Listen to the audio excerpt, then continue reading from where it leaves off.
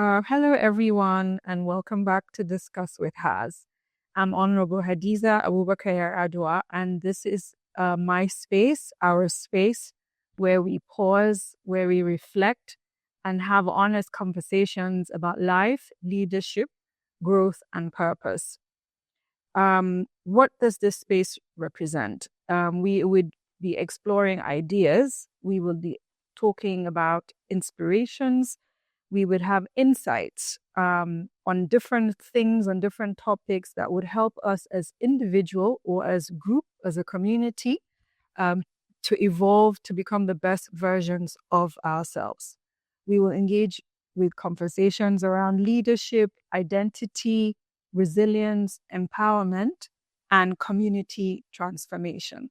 This is a safe space to reflect, like I said, to reset and to rise and to be better and to make more impact in each of our lives. Thank you very much.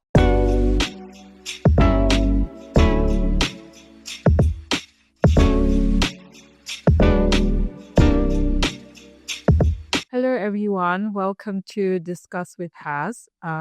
This is my first session for the year 2026, and I'm super, super elated and excited because I have someone that I've been following on Instagram. I've been following her. I've been following her voice, and I've been following what she's doing, what she's saying. And I'm so happy to have her to be my first guest on Discuss with Haz. This is Maryam. Nice to meet you. Thank you so much for agreeing to do this session with me. I would allow you to introduce yourself. I have also been following your work, and I think that you're so inspiring. Thank and you. You're one of the women that I absolutely look up to. Oh, thank you. So, hello everyone. My name is Maryam Bukar Hassan, known as Alhan Islam, and I'm a spoken word performance artist and also a storytelling consultant and the founder of Through My Voice, and recently appointed as the first ever United Nations Global Peace Advocate. Thank you, Maryam, once again. Our topic today that we'll be speaking about, and I'd like to hear your insight and draw from your experience generally, is staying authentic. What it means to us as human beings to be authentic as women, as individuals, as citizens of the world, basically. What it means to actually be authentic. You know, we don't want there's a lot of noise on how to perform and how to act and how to feel, how to speak, how to dress, which, you know, I find over the years, it kind of confuses me personally because, you know, 1 minute, you know, I'm a wife, 1 minute I'm a mother, 1 minute I'm a boss, 1 minute I'm a daughter, I'm in a social gathering. There's a lot of what are we supposed to do? How are we supposed to look? What are we supposed to say? How do we stay true to ourselves, you know, in terms of our values and our cores and, you know, our ethnicity, our religion. So it's something that I think people should talk about. We should, you know, have a discussion about it. And I'm actually want to hear what you think it means to be authentic. What does that mean to you? And thank you so much for having me on this. I think for me, when we talk about staying authentic, I would say it starts with accepting your own truth. Mm-hmm.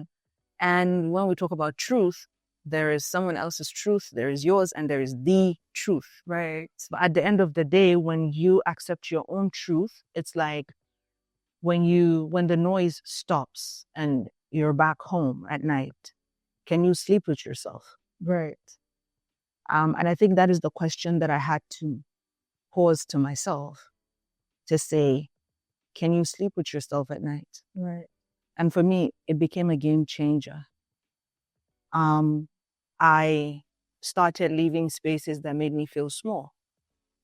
I started saying no. Yeah. In fact, it started with practice, Right. because saying no can also be a lot. But in order to kind of stay true to who you are and stay authentic, you have to almost cultivate a voice Right. to defend you. Yes. And part of that is really starting to say, I will be so kind to myself Mm-hmm. the same way that I am to others. So I started treating myself as a third person. Okay. And it became easier for me. Interesting. Because because sometimes you're trying to project what the other person would feel if they were in your shoes. Absolutely. I get that. Because sometimes it's so easy to shrink yourself, to burn yourself out just so another person can be warm. Right. And you end up going home sometimes, and then you're going through your day, and then you start to cringe because, oh, this happened. Why did I let this happen? I wish I hadn't had that, or I wish. And then you can't sleep, and then you feel this sense of self-betrayal.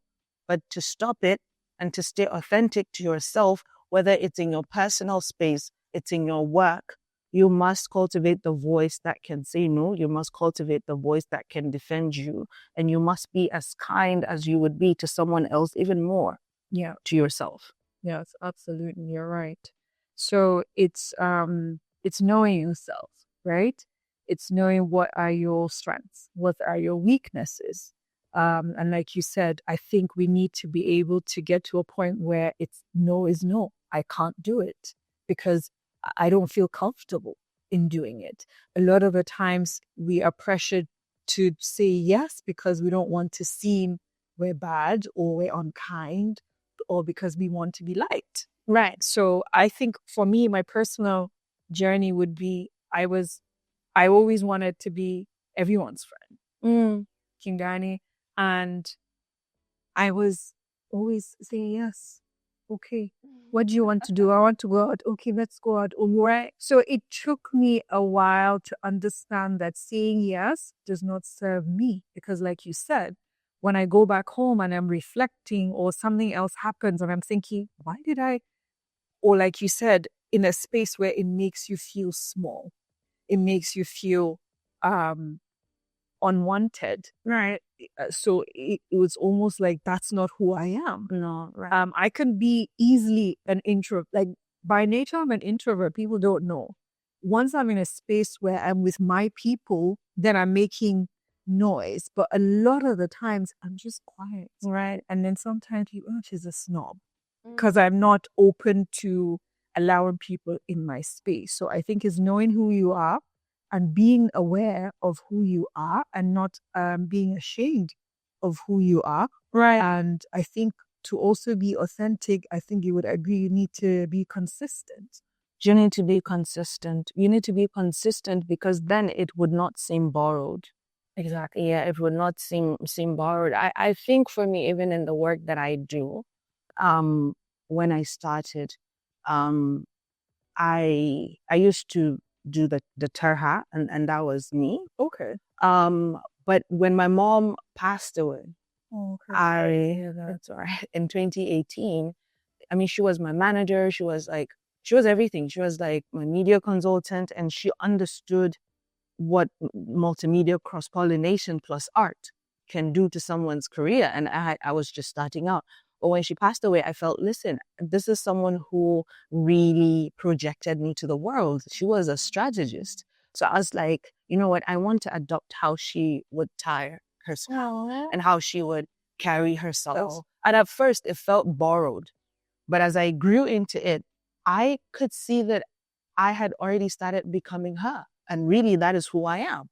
And then it was so easy to say, okay, then let's embody this. Exactly. And then be consistent with that. So sometimes, even if, let's say, it is something that happened in your life that you would like to adopt into the way that you carry yourself, if you're consistent, it actually becomes who you are. I think consistency is very key. I think for me, especially when it comes to planning things and sticking to my plans. You know, we sometimes like to procrastinate and say, oh, like I want to do it like this way or that way. So, you know, in whatever it is we're doing in our life, we have to strive and make the conscious effort to be consistent.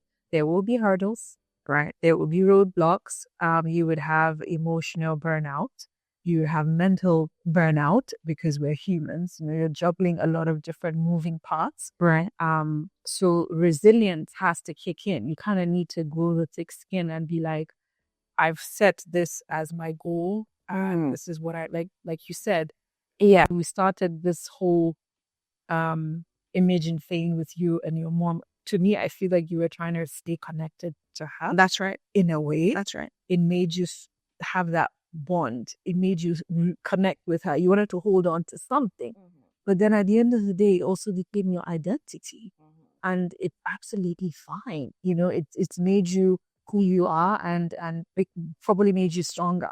Absolutely. In whatever conviction that you're going through in your life. So that's beautiful. I think that's something that you need to celebrate and be proud of yourself. Yes.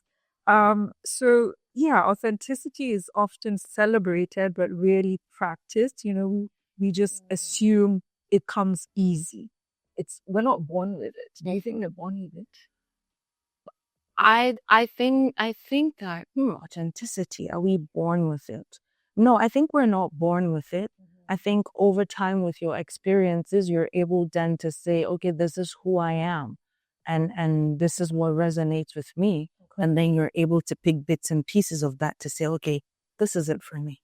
Yeah, this is what authenticity means when it comes to this person. Because again, you definitely need the age, the experience, the guidance to even sort of find who you are, you know, and then say, okay, this is what this, because whether we like it or not, it's like imaging is a big part of authenticity, because once you kind of identify what that means to you, then you have to stay true to it. Exactly. And practice to become it. And I would liken that to like when I started off in poetry, at first I was just like rambling. I wasn't sure what voice I wanted. I'm going to share the story. I've never shared it before. So before, like growing up, you know, being a teenager, girls are told, oh, when you're growing and like you get to puberty, your voice becomes thinner or slim or whatever. I don't know the word for it, but yeah, your voice becomes more girly. Right. But it's small. It's not loud. Like it shouldn't be loud. It's not husky. Right. Like the boys. Like the boys. Yes. Yeah. And then for the boys, there's like, oh, your voice has to be that. That's, you know, puberty time and things. Yeah. And I found that mine just came and then my voice is not the girly voice. And I felt so out of place. And I can remember like when I was in like SS2, SS3, I would like try to speak. So hi, Melanie. I think I'm like, okay. And that was not my voice. Like I knew that was not my voice, but I was like, just want to conform with what was said. Like, yeah. It should be. Right. And I can remember my mom, when I told her, oh, I've started this poetry thing and all, and she was supporting me. She was like, okay, what next do you want to do? Because she is someone who believes in like action planning. And then I was like, okay, I want to do an album. And we went to the studio, and I was in the studio and I was recording something on rape. Right. And then she was like across the screen. So she was seeing me in the booth. And then I was reciting, but like with a tiny voice. And then she would be like, cut, stop. There is something not right. What is going on? You're talking about rape and I cannot feel your emotion. And I was like, okay, can I go for lunch break? She was like, nope, you're going to stay there until you get it right. So she was very, you know, I wouldn't say harsh, because it's a case of like when you bring your dreams to her, then she would make sure you achieve it and you cannot quit. Okay.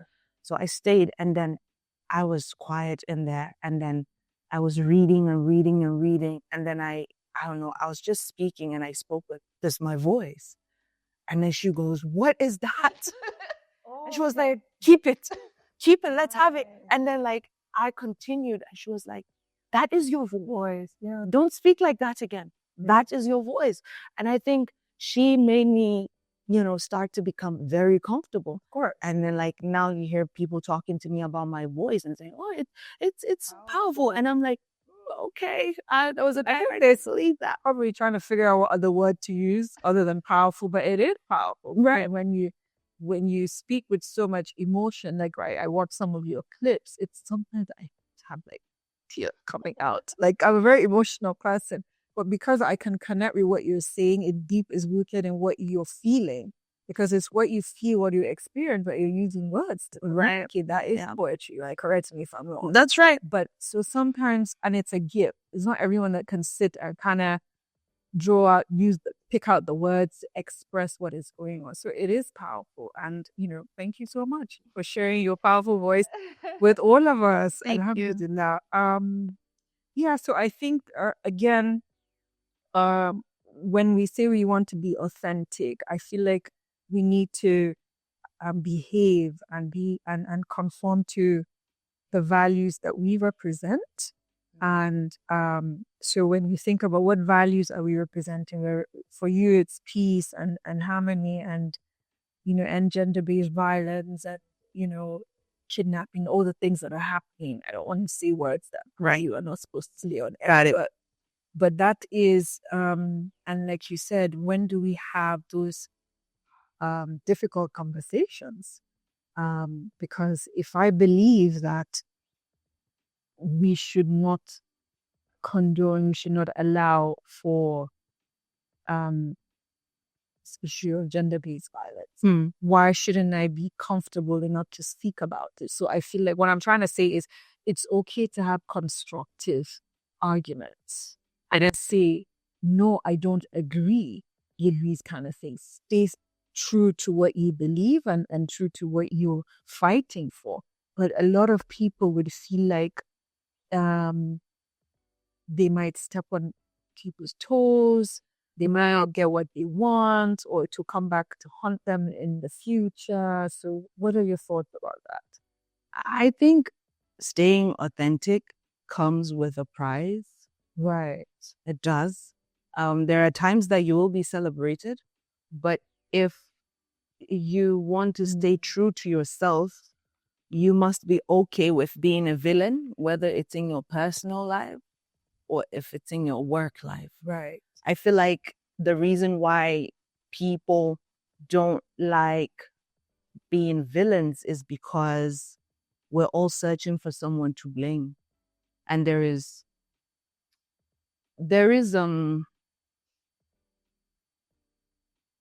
almost a sort of covering that comes with being a victim. Right. So there are people that have sort of taken that upon themselves as an identity. And sometimes even when you're trying to rescue them by saying, no, you have to stay true to who you are, because of the covering that comes with being a victim, they've taken that as an identity and they're okay with it. Right. So a lot of times we are searching for who to blame. So we tend to hide and not want to stay true or take the heat that comes with what we have decided. Right. And I think that is cowardly. I think that in order to grow, in order to be a strong voice, in order to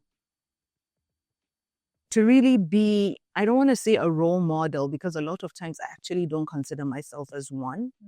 You need to be able to take a stand. It gives your life some sort of meaning because it comes with a prize. And I mean, for instance, there was one that I talked about. I also don't want to mention what it was, but like there was a video that I made, and I think it took me almost a week to think about it because I knew what the repercussion could be. But I also said to myself, you chose this path. You chose the tone of this voice. Right. And now you cannot cower. Right. And I did it, and I got the heat that I got. But I can remember when I got a particular call, I was like, I started pacing in the house. I was like, should I pick it? What should I do? And I picked it. So that's where the resilience comes in, right? Yeah. You have to be resilient. You have to kind of grow a thick skin. And I just have, I feel like over the years, my experience has shown me that give them a week, if they've forgotten about it. Yeah. It's good to remember, or something new pop up. Exactly. So you're right. It comes, it does come at a price. And I feel like, especially when you're in a leadership role. So I give you an example with myself. When I got to Katsina, there was always this, notion that Abuja. Katsina is where I'm from, my hometown, but I didn't live there. So it was mostly we go for holidays and then we come back, go to see grandparents. So when I got there, of course, I'm there now. I'm living with them. I'm immersed in their environment. They didn't understand why I am tying my scarf and my hair was right. They didn't understand why I wasn't wearing abaya. They didn't understand why I wasn't wearing big jelly. And I said to them, that does not define Hadiza. It doesn't define who I am or what I'm capable of or my work. So they fought me. Some people fought me. Some people called and said, Honorable, the Allah did it. I could have easily decided that, okay, for the sake of let's have peace, let everybody leave me alone. I will cover myself. I will do this. I am a Muslim woman, yes, and I understand what it means to cover up. I'm not moving around with a top that my body is showing. I wasn't exposing myself. These are things that it's it it takes time for us to kind of conform into what society says we should do. Okay, religiously, yes, we're supposed to be all covered up or anything, but in my head, I truly believe that I wasn't exposing, I wasn't running around half naked. Right. But I got heat for that. But I stuck to my guns and I'm like, no, I'm 45, going to 46. Nobody's going to change me. If I'm going to change, I will change because of yourself and myself and because of my maker. Right. That is it. So they got used to it. But it took me a whole year. It was a constant, even on social media. When I go out and I do public work, we go to supervise work and we go to field work. When I go into the comments, they're like, it was cyberbullying. And right. I stayed true to myself. I got emotional about it behind the scenes in the house. I complained to my mom and she's like, as long as you don't feel you're doing anything wrong to yourself, then so these are things that we look at as a society, as the environment that we work in. What do we need to stay true to ourselves? It was my style of dressing that they were not comfortable with. It was me being open and outspoken. And they would say, we're in Abuja. It was very difficult for me. It was a difficult settling when I got the job was not a lot of people know that because what they see is what we post. That's right. They don't understand what goes behind the scenes. They don't understand what I have to go and sit in my own quiet place at home all alone because I had no friends in Katsina. So it took a lot for me to stay true to who I am. So again, you have to be authentic and just be true to yourself, right? Right. So what do you think social media is doing to us in terms of being authentic with ourselves? Because social media has become like, I'm not on Snapchat. I don't do TikTok. I'm just even, I think Instagram, I was a late boomer to Instagram, honestly. So, but it's taking over our lives. It is. And it's a platform where what is real, what is not real. That's right. Now there's AI.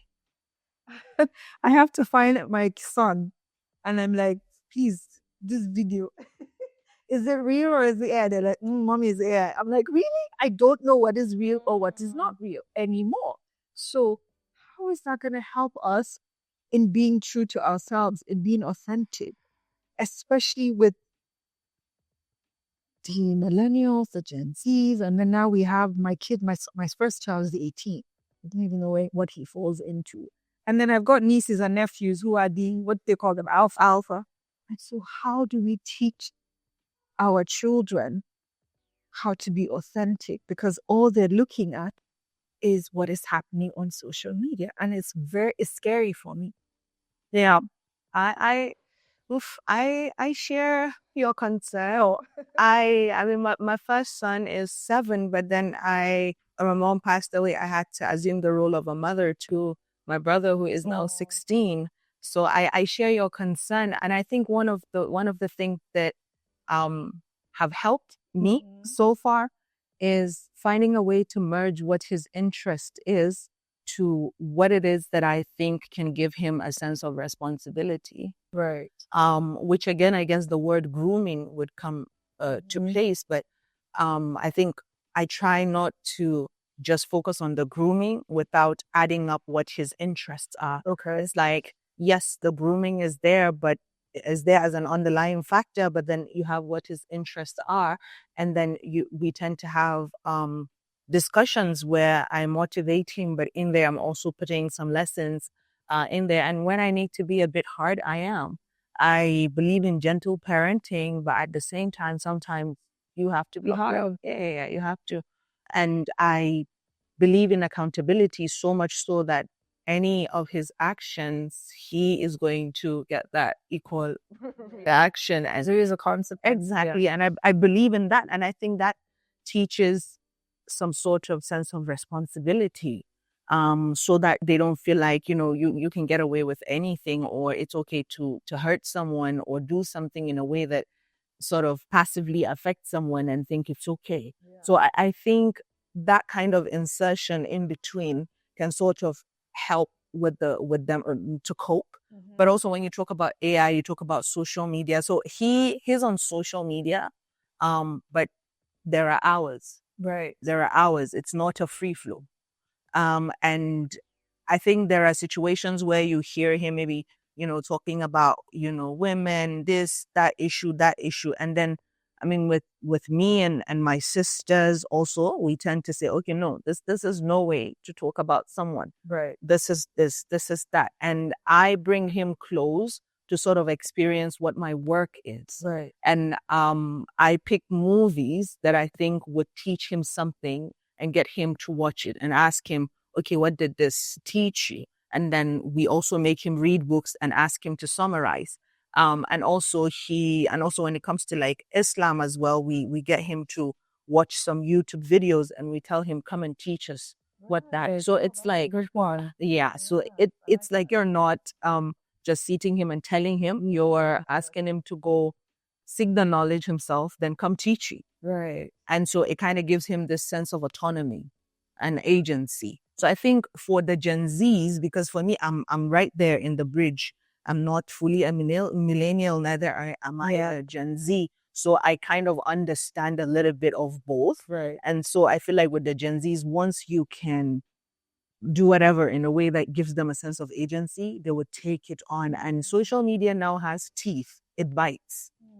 And I think staying authentic when you're on social media takes a lot of bravery and courage, because you're constantly being fed so much that you're like, am I too small? Am I this? Am I that?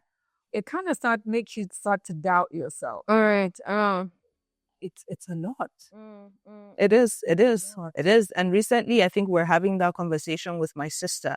And then I was like, you know what? I don't think I want to have anybody's life. Like, I'm at a place where I am so comfortable with my life that I feel like I have lived my life in like a short span. I feel like I have lived.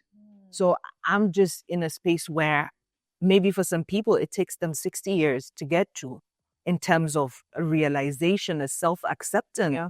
But I genuinely wish that for everybody, because once you get to the stage where you have this self-acceptance, nothing on social media and bullshit. You just do things in accordance to your timing, because every life has its own timing. You're never late. You're never late. You're never too early. You're just at the right time. And you have to just focus on that and make the most of it and move. Yeah. So you're absolutely right. I think, but then sometimes it really just depends on the person's personality. That's right.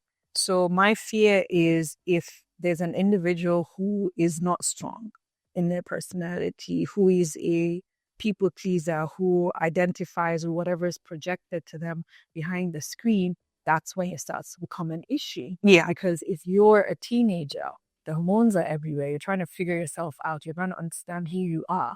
And then you have people that are in the same age group with you, and they're on social media and they're doing all sorts of funny businesses. And then all of a sudden start to, it's all about the likes now. It's all about the likes. I mean, I've heard somewhere out there people commit suicide because their likes dipped. I'm just like, really? So it's, again, it's like we're all trying to be aware of who we are and what we can do as human beings in our communities and our societies.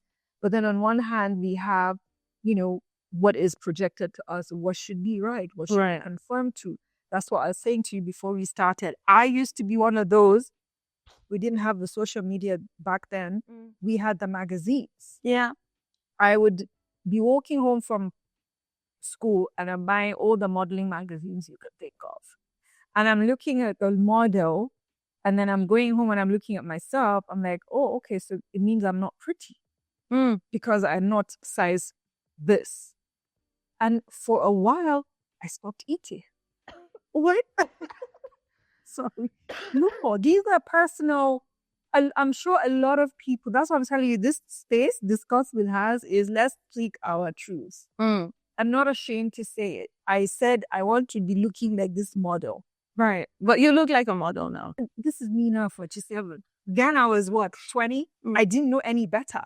All I was seeing was beautiful women on magazine. Right. I felt I was chubby. I felt my cheeks were not right. I felt if I didn't look like her, I wouldn't find a boyfriend. Or I wouldn't find a husband. So I began to say, oh, I'm going to go on a diet. Before I knew it, I was looking at diet websites. What should I eat? What shouldn't I eat? That is how people you hear go and they become bulimic. Bulimic, where people go and eat and then they go and puke it out because they don't want to put on. They don't want to put on weight, yeah. But I didn't get to that, thank God. Thank God. But yeah, I went through where in my mind, I thought, if I didn't look like that lady in that magazine, I'm not eatable. That's why. And I think with time and just seeing people around you and talking about it, I went out of it. I'm not going to go into the whole, right, but I went out of it, but I went through that. And perhaps there are young people going through similar stuff with the social media. These women now that don't have meat on their body, they're like, and then you see all these girls, and then now we live in an aesthetic. We get to being our true selves. If I am flawed, Maryam, I will say I am flawed.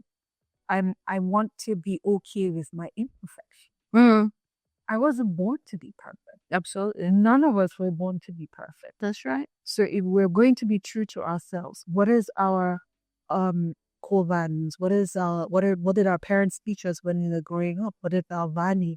What does our culture say? What does our religion say? What do you feel? You started off by saying, I went to a space where I was feeling small. Right. And I had to take myself out in it. Yeah. Why should you allow yourself to feel small? You are meant to do bigger things. You're meant to be bigger. Right. Should you allow yourself to be small? So yeah, we do really need to have these conversations. We do in our family members, our communities, our friends, and just be true to ourselves. So, yeah, I think we like what you said. Yeah, okay. It's like sometimes you find yourself in like those spaces and you don't even know you're feeling small unless you put like almost like a check mechanism, right?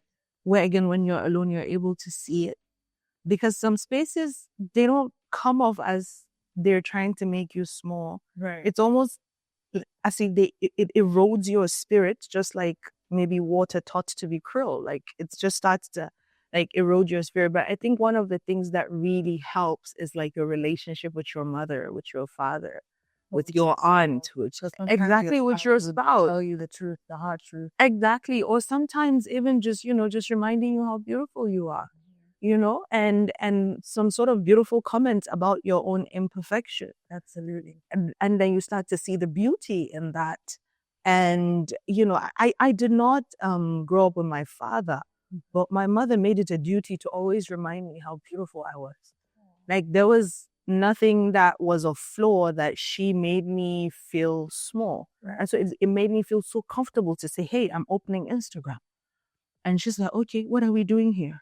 Oh, I'm posting this. What does this mean to you? So she became so much my friend that a lot of times, even what some teenagers would be going through, I'm clueless. Like, why are you feeling that? So I think that is so important. That platform to be very comfortable and be confident. Yeah. I think it's so beautiful. Sometimes even things that you might think if you can like pay so much attention to like maybe your children, based on what you said and based on what I said, it's like you can tell some of the things that maybe as they're growing, they might think it's a flaw. Right. And so if you're talking to them about it and just talking about how beautiful they are, I have a friend that has this little gap somewhere here in her teeth. And she would always be like, oh my God, it's not looking good and things. And I'm like, it's so cute. Like, do you see when you smile how it just like, who you are. yeah, it's so beautiful. And like, till she just stopped talking about it. So sometimes we need to serve as a community around, people around us. So it's exactly what I just said. Learn to love your imperfection. Once you begin to love your imperfections, nothing else matters. Not that anybody else will say. And I like to reaffirm and tell people that I love you and your imperfection.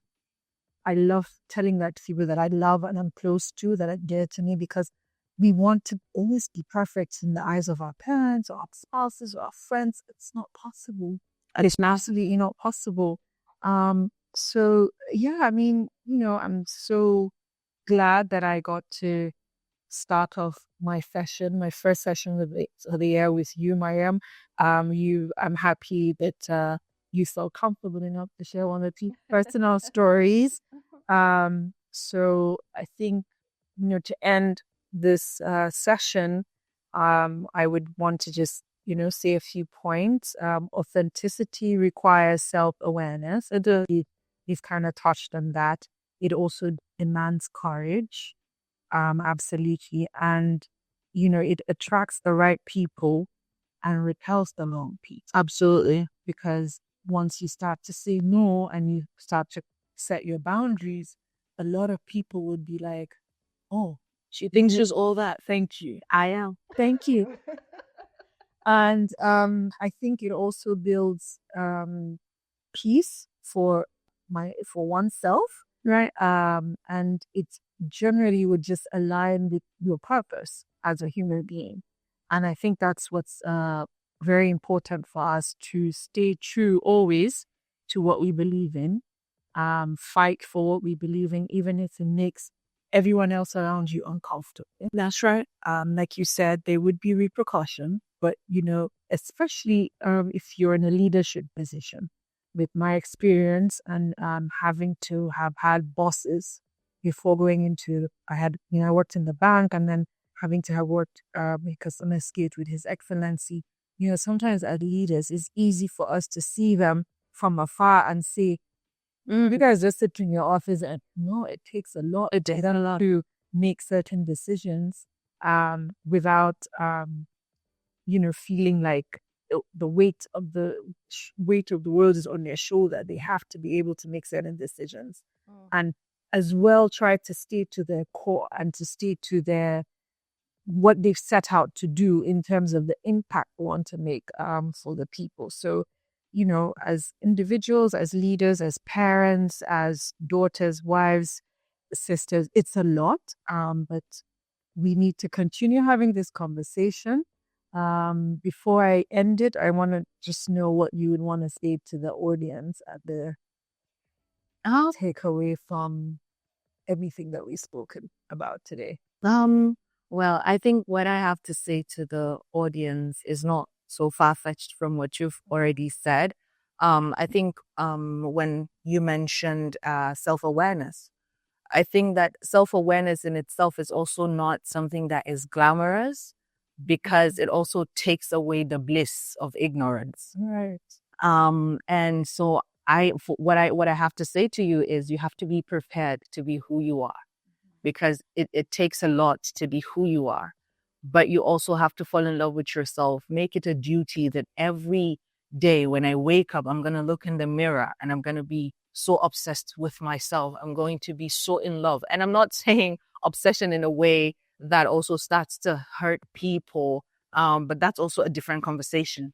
But you need to so be in love with making your inner child happy that it's an obsession. That is where I am. And I think it's such a beautiful thing, because then you're so kind to yourself. So like I said earlier, I think the main thing is making it a duty to fall in love with yourself and be so kind to yourself, even more than anybody around you. Thank you. All right, then. So as we're wrapping up, I would just want to leave you with this thought. Staying authentic is not about being perfect. Like I said, it's not about perfection. It's about loving yourself and loving your imperfection and then staying true to yourself. Um, I think the world does not need more copies, no copycats and whatnot. I think the world needs our truth, spoken with courage and lived with grace. So at this point in my life, I am trying to go through everything with maturity and grace. I don't allow things to shake me like they used to before. I have put more energy into my spirituality because I feel like as we get older, we need to be closer to our Maker and find resolution with our Maker. So I used to be freaking out and I'm all over the place and I'm crying. Now, when something happens, I'm just calm and I'm thinking about it and I'm praying about it. So, let's all try to also stay true to ourselves and be honest with what we're feeling. And when I started, we said ask for help. Very important. Yes, a lot of people don't know how to ask for help. It's very important for our mental well-being. So, thank you so much for spending time with myself and my little sister here, Mariam.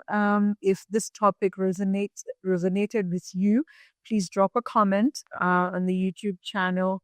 Remember to follow and subscribe, discuss with Has, like, and of course, look for Maryam on Instagram and follow her as well. It's Al-Hassan, and listen to her words, her powerful voice. Thank you so much. Until next time, and stay blessed. Thank you.